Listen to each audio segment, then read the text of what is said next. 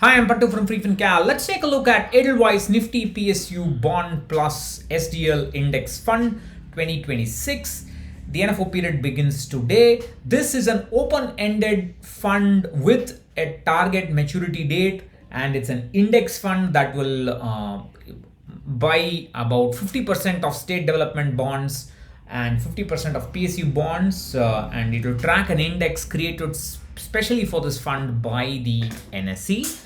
And many people seem to be excited about its index nature, that is the passive nature of the fund. It's a passive debt fund and so on. I'm not particularly thrilled about that, but what I am happy to see is a combination of an open-ended nature and a closed-ended nature combined in this fund. That is, it is an open-ended fund in the sense that after the NFO period is over and the fund begins operation, people can freely invest more into the fund and freely redeem any amount from the fund. But the fund will also have a maturity date. That is, the fund will close operations on April 30th, 2026. That is 5 years from now. And after that, all the money will be given to unit holders and the fund will cease to exist. So the advantage of doing this is all the bonds in the portfolio will have a maturity date not more than 6 months from April 30th. So within 6 months of April 30th, 2026, all the bonds in the portfolio will mature, and they will either be sovereign bonds or they will be AAA rated bonds. So the credit rating will also be generally good. Why I said generally, I will explain in a moment. But we should first understand why this target maturity clause is very important. So now if you look at the portfolio of the index, it says that the modified duration of the portfolio is about 4 years, a little bit more than 4 years or so. This means that if the interest rate changes by about 1%, either way, goes up or comes down by 1%, the NAV can move up or come down by 4%. That's what modified duration means. So modified duration is a risk measure. If you look at the a liquid funds modified duration, it will be about 0.1, 0.2, something like that, or maybe 0.2, something like that. And whereas this is about 4, so you can recognize the increase in the volatility. The standard deviation of this fund will be about 6 or 7 times more than that of a standard liquid fund. That is, standard deviation means the volatility in the price, NAV. So the beauty is, because it is it has got a maturity date, the modified duration in the first year will be, let's say, 4 years.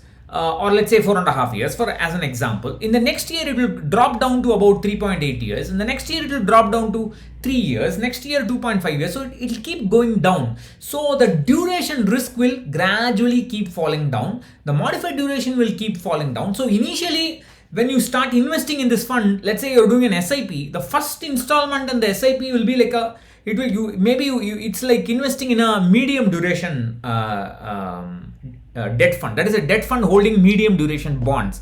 But in the subsequent years, you will be investing in a portfolio with lower and lower average duration. Therefore, the interest rate risk will keep falling down.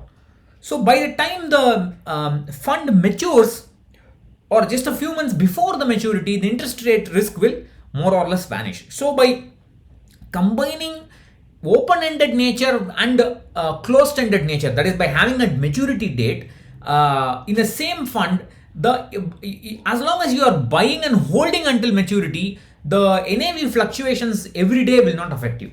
So the interest rate risk will go down. Of course, there is a credit risk in the sense that the PSU rating can change from AAA, and the fund will only change the bond. That is, the index curator will only change the bond in the next rebalance. I think it's quarterly rebalance, if I recollect.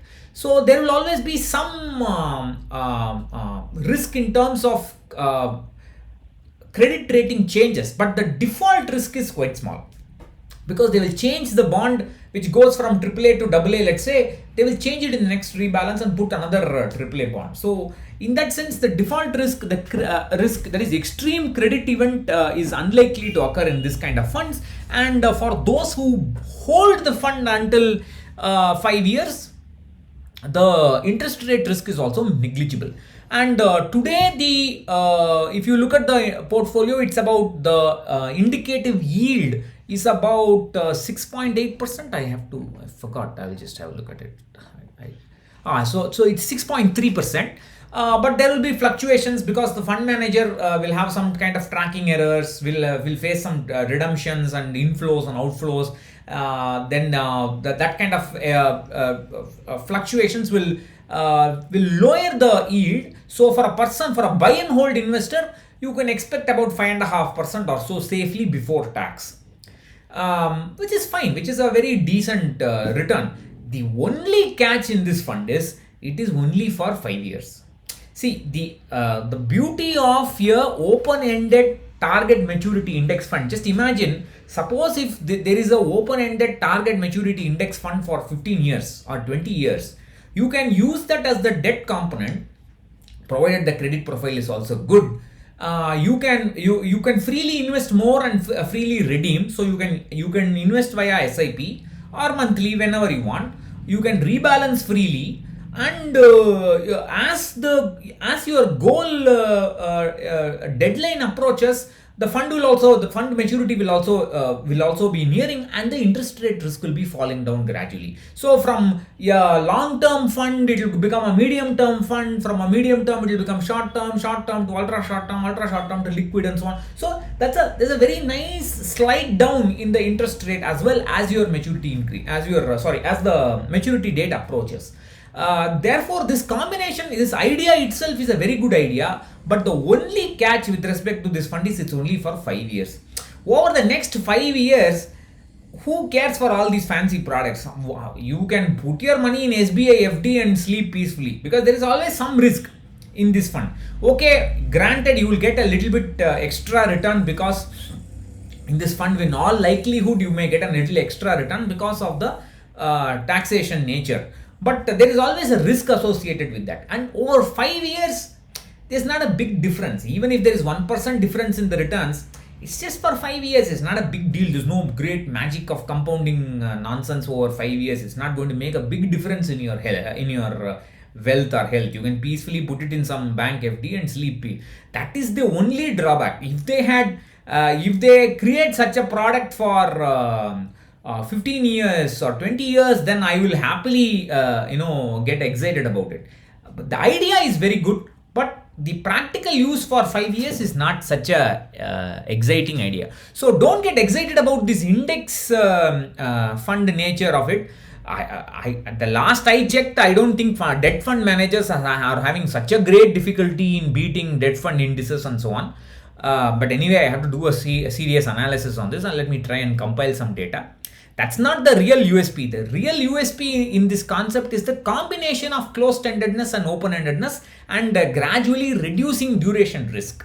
But over 5 years, all this gymnastics is not going to be of great use. Longer durations, yes.